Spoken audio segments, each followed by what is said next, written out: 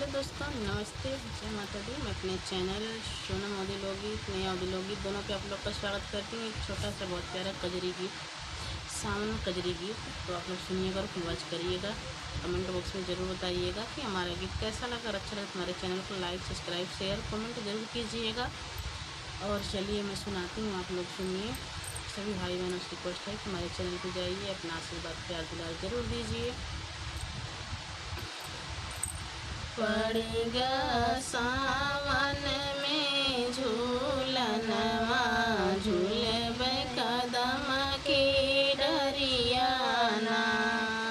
पड़ेगा सावन में झूलनवा, झूलबे कदम की डरियाना।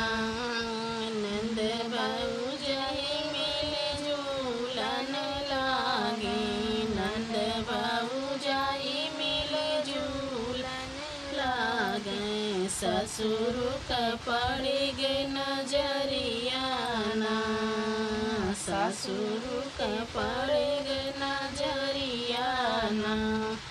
झट से काढ़ूं मैं घूंघटवा, झूलबे कदम की डरियाना। झट से काढ़वई मैं घूंघटवा, झूलबे कदम के डरियाना। पड़ी गया सावन में झूलनवा, झूलबे कदम के डरियाना। पड़ी गया सावन में झूलनवा, झूलबे कदम के डरियाना। नंद बहू जई मिले झूलन लागे, नंद बहू जई मिले झूलन लागे। जेठवा के पड़ी गए नजरियाना, जेठवा के पड़ी गए नजरियाना। झट से काढ़ूं मैं घूंघटवा, झूलबे कदम के डरियाना। झट से काढ़ूं मैं घूंघटवा, झूलबे कदम के डरियाना। पड़ी गया सावन में झूलनवा, झूलबे कदम के डरियाना। पड़ी गया सावन में झूलनवा, झूलबे कदम के डरियाना। नंद बहू जाई मिले झूलन लागे, नंद बहू जाई मिले झूलन लागे। देवर के पड़ी गए नजरियाना, देवर के पड़ी गए नजरियाना। झट से खोलूं मैं घूंघटवा, झूलबे कदम की डरियाना।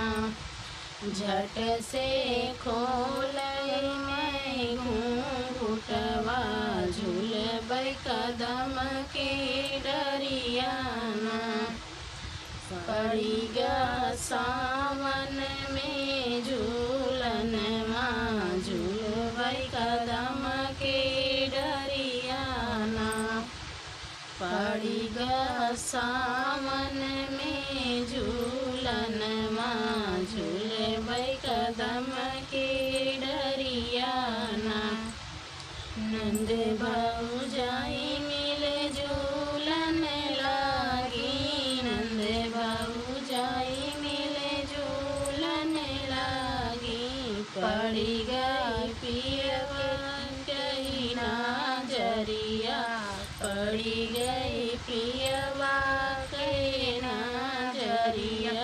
झट से फेंक सिर से चुनरिया, कदम के डरियाना।